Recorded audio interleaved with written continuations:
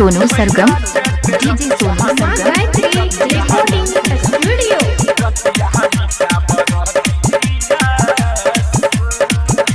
हजेना नाचै छै डीजे पर हिला कमरिया के, जेना नाचै छै डीजे पर हिला कमरिया के रे छोरिया खैसा जेते रतिया मिटा बरतिया से रे छोरिया खैसा जेते रतिया मिटा बरतिया से, जेना नाचै छै डीजे पर हिला कमरिया के, जेना नाचै छै डीजे पर हिला कमरिया के रे छोरिया खैसा जेते रतिया मिटा बरतिया से रे छोरिया खैसा जेते रतिया मिटा बरतिया से।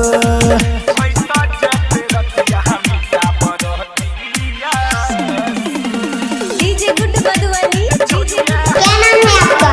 DJ DJ DJ Sonu Sargam, Sonu Sargam, Sonu सरगम। अभी आप सुन रहे हैं दुर्गा स्थान धर्मजहा, दुर्गा स्थान धर्मजहा, दुर्गा स्थान धर्मजहा, दुर्गा स्थान।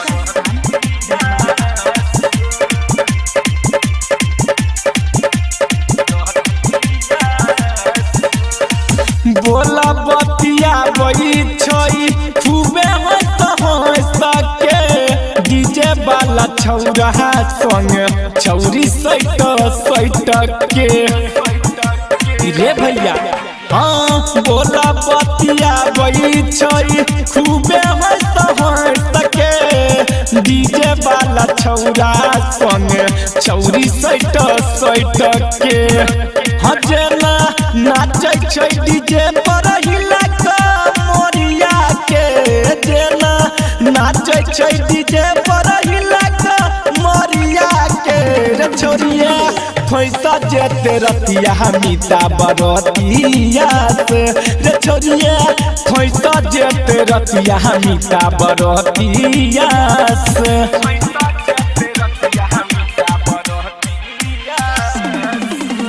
DJ good Madhubani, DJ DJ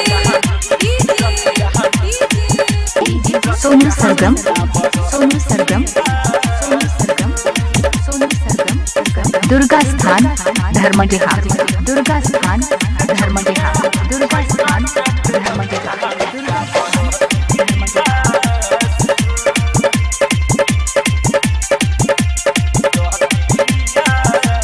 हे रौ कैट गेल लाइट मार फैसा गेल सब से, पाँचा में दबा के छौरा धेला कोई सके।